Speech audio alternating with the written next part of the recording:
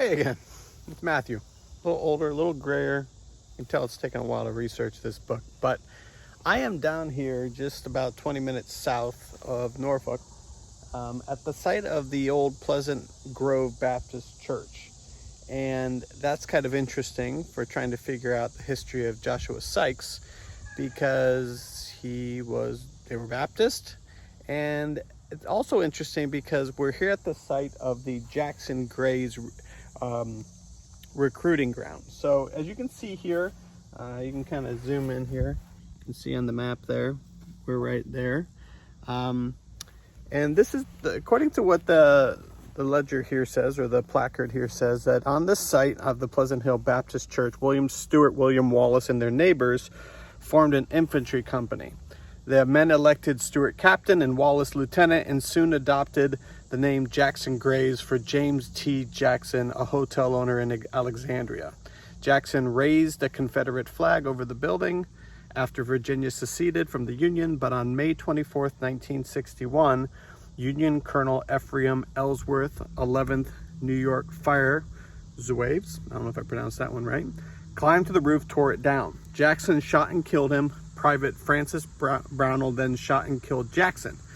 Ellsworth became a Union hero, while the Confederates regarded Jackson as a martyr. At first, the company was one of eight compromising. I'm crushing this one. At first, the company was one of eight comprising the 7th Virginia Infantry Battalion, which actually served as a heavy artillery unit. The grades were first posted at Gosport Navy Yard, then at Sewell's Point, beginning in December 1861. They witnessed the clash between the U.S. Monitor and the CSS Virginia, formerly USS Merrimack, in March 1862, and exchanged cannon fire with Fort Wool on the Rip Raps in Hampton Roads. The gunners later fought at Port Walthall near Petersburg. In October 1862, the 7th Virginia Infantry Battalion was reorganized as the 61st Virginia Infantry and assigned to General William Mahome's division. The Grays became Company A. As infantry, the unit fought at Salem Church, Gettysburg, and the Overland campaigns and around Petersburg in 1864 to 1865. 15 men surrendered at Appomattox Courthouse on April 9th, 1865. Now, one of the interesting things about this, you can kind of see a little bit the old black and white photo there, is the people whose names are on this monument. So specifically, see if we can find it here.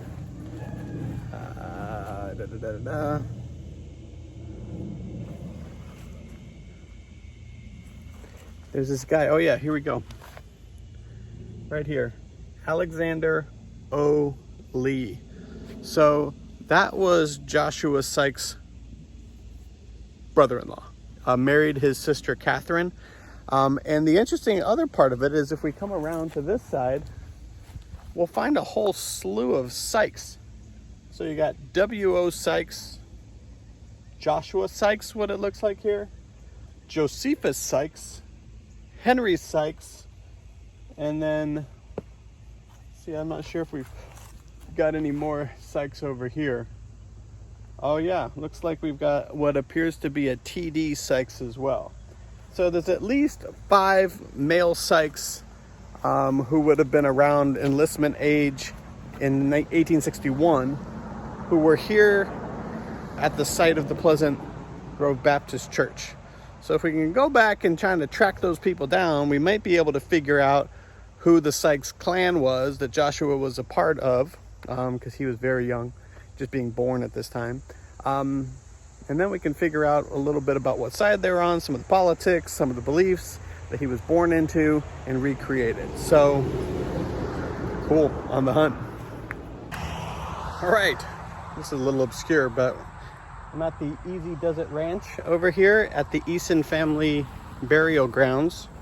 And I'm here because if you look over here, gonna come down here, you'll see here that we found, this is Catherine Sykes, the sister of Joshua Sykes, and there's her husband, Alexander Old, which, if we come over here, we can also see there's other old people here.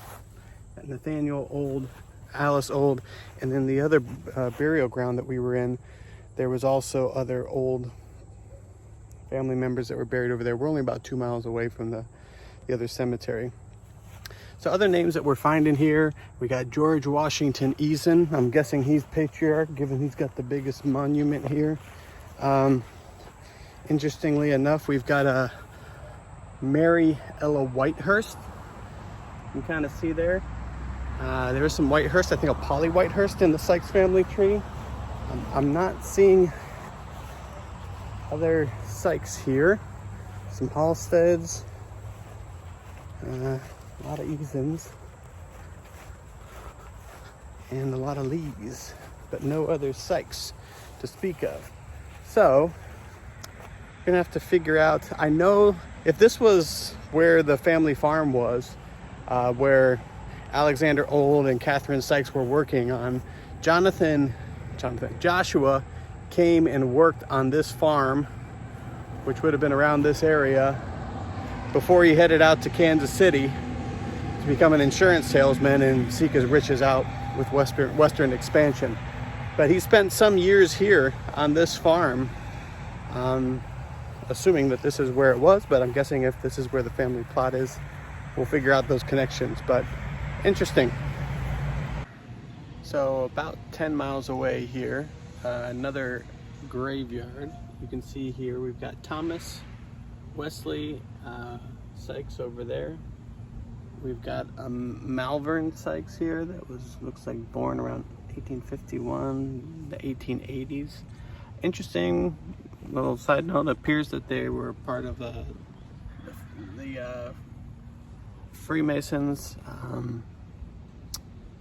back in the mid to late 1800s. And maybe with the Wesley middle name, maybe they were Methodists from a Wesleyan tradition, which had some holiness background, which is precursor to some of the things that you'll start to see at the turn of the century with the Pentecostal revival.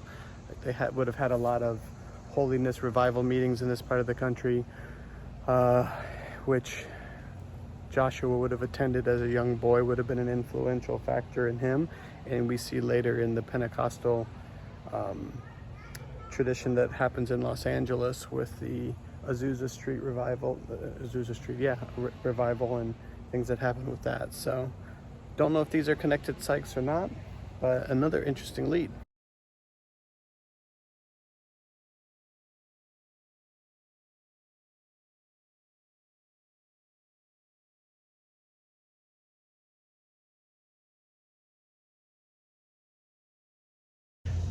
Here at the Charity United Methodist Church, looks like it's been here since 1780s, about a couple miles off of Princess Anne Road.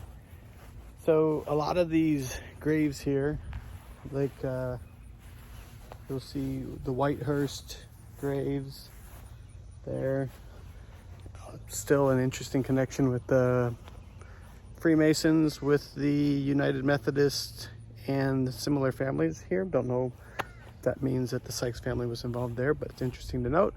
But a lot of the same names you see here, Dozier, Whitehurst, Fentress, Cap, Land, those families, which are on the census records as neighbors to the Sykes, are all here in these graves here. So we're getting close to where the farm must be. Haven't found the graves yet. But their farm probably was in the rough, maybe 5-6 mile vicinity here. As you can see here, got Sarah Capps, Ira Capps, 1845, 1901. You got Reverend Halstead here. Looks like also a member of the Masons, 1825, 1899. A big Halstead contingency here. Smiths, Bonnies, kind of interesting there with the William Bonney, Billy the Kid kind of thing there. Burroughs, they're famous from, you got Edgar Burroughs and the Raiders that were kind of guerrilla operation that they were running during the Civil War, going back and forth over enemy lines. So that family was from here, these parts as well. But we're on the trail. We're getting closer.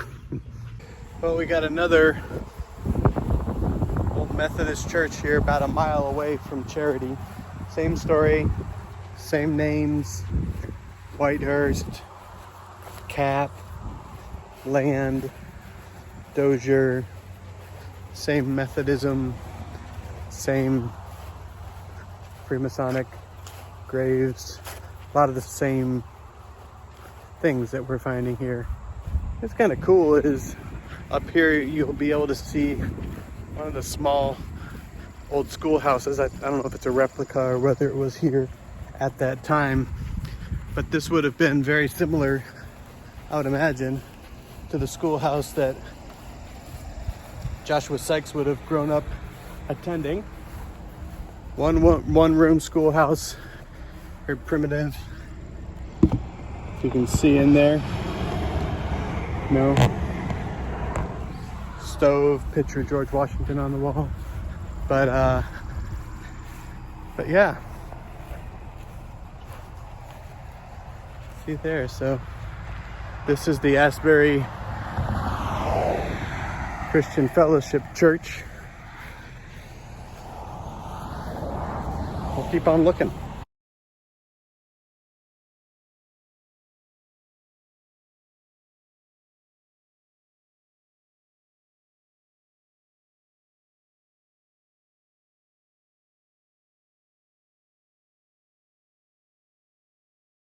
Well, we got one last one here. A lot of these are little family plots. This one's right off Princess Anne Road here, and this is John Fentress, and looks like Lydia Dozier. 1855 to 1834. Looks like we've also got a Captain Solomon Caffey and a John Caffey. Looks like John was potentially the dad, born 1837. And then we got a family of chaplains, Sarah Jane Chaplin, Dennis Capps, and some others here. So we still haven't found her. It's a bit of a needle in a haystack, or a needle in a sunflower field. But I did get to thinking about while I was driving, and I've got one more clue. I'm gonna head to the library before it closes, because I got a line on a book that I'm looking for. But I was thinking about this combination of Methodist churches and the Freemasons. And in the Methodist tradition, there was this idea, like this holiness tradition, where the idea of when you were filled with the Spirit, that you could achieve this Christian perfection, right? And in Masonic thought, you've got this similar kind of idea where we start off this rough ashlar, this rough chunk of stone, but you work on it and you work on it and you kind of gradually get to a higher levels of perfection and closer to God. And I'm wondering if that's really the draw between those two religious and philosophical traditions. So just random tidbits here.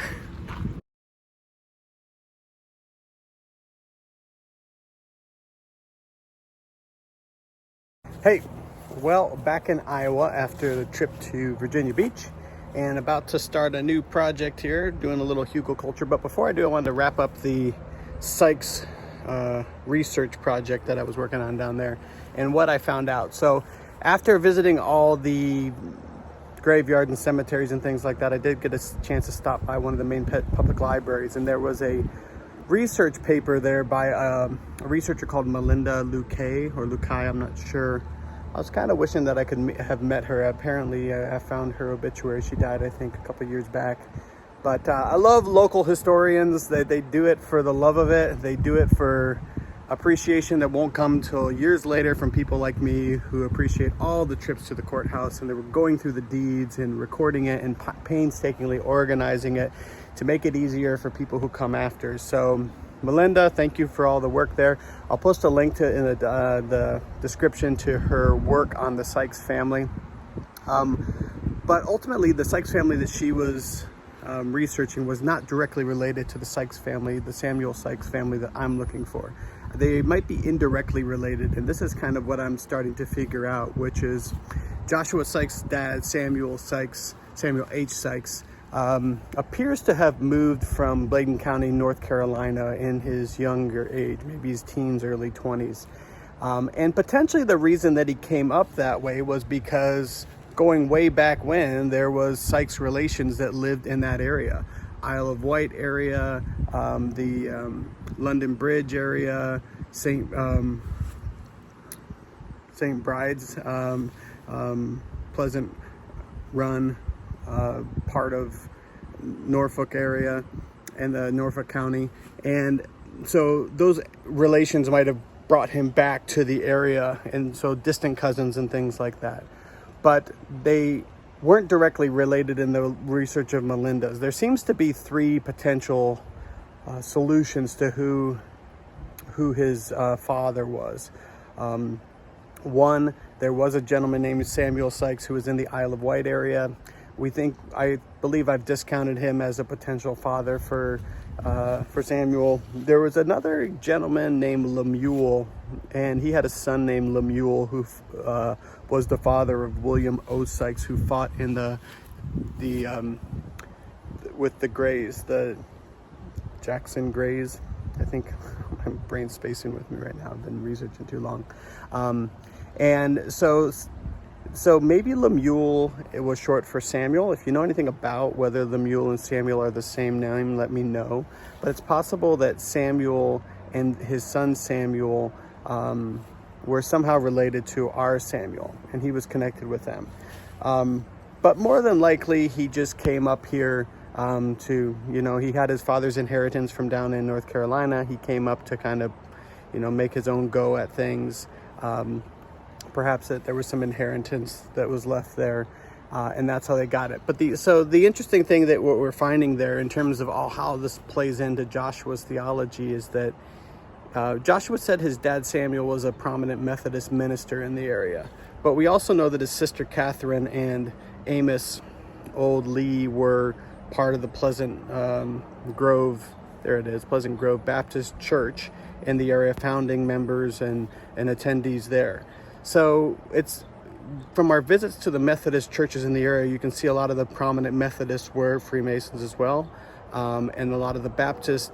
I don't know. I didn't see any evidence of that in their community. So it'll be interesting to see whether Joshua picked up some of his esoteric ideas that applied to his interpretations of Christianity from being influenced by Freemasonic thought, tinged with Methodism, with a little bit of Baptist thought, from a holiness tradition, or whether it was just all created out of his own mind's eye, So you're starting to be able to piece this together. I know I really haven't told you what this is all about yet, and I haven't decided whether it's going to be a podcast or another book, but it's fun just to track this dude down because he was a wild one.